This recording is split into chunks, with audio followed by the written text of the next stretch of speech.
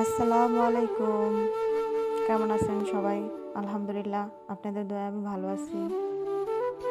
তো সবাই জানেন, শাক হচ্ছে স্বাস্থ্যের জন্য খুব উপকারী একটা খাবার।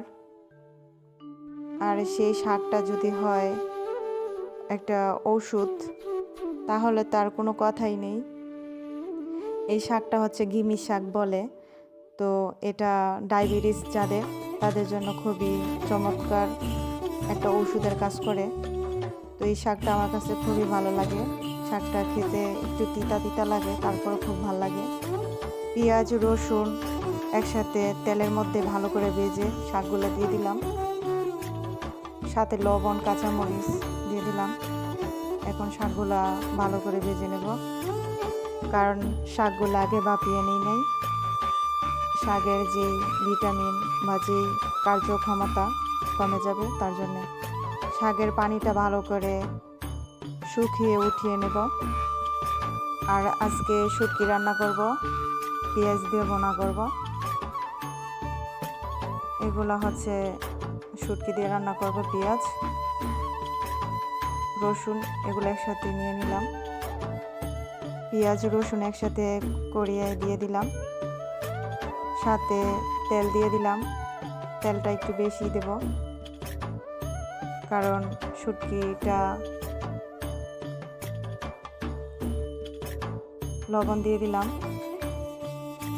মাঝে মধ্যে মাছ মাংসর পাশাপাশি শুটকি সবজি এগুলা খেলে আসলে খুব ভালো লাগে। শুটকিটা আমি আগে গরম পানি দিয়ে হালকা গরম পানি দিয়ে শুটকিটা ভালো করে আগে ধুয়ে নিয়েছি।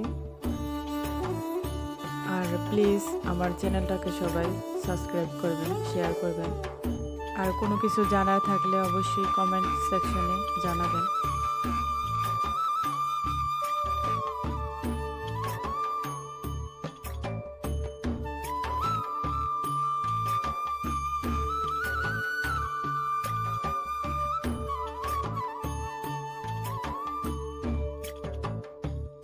আসলে এই শুটকি রান্নাটা গরম ভাতের সাথে খুবই ভালো লাগে।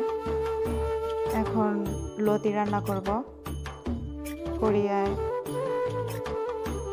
পেঁয়াজ তেল এগুলো একসাথে দিয়ে দিলাম। পেঁয়াজটা ভেজে নেব। পেঁয়াজটা ভেজে নেওয়া হয়েছে, এখন একটু পানি দিয়ে দিলাম।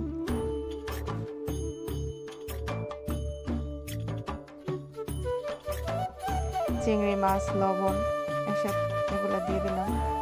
হলুদ মরিচ দিয়ে দিলাম।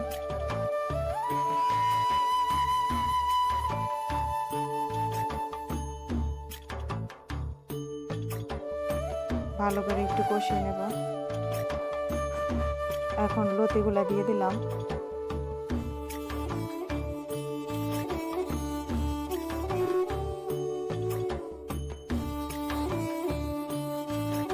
কিছুক্ষণের জন্য ঢেকে রাখলাম। ঢেকে রাখার পরে দেখুন কি সুন্দর লতিটাও রান্না শেষ। এখন ধনেপাতা দিয়ে দেব।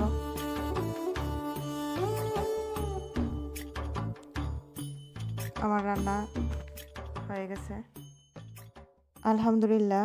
আমার রান্না শেষ। দেখুন, শাক ভাজি, লতি দিয়ে চিংড়ি মাছ,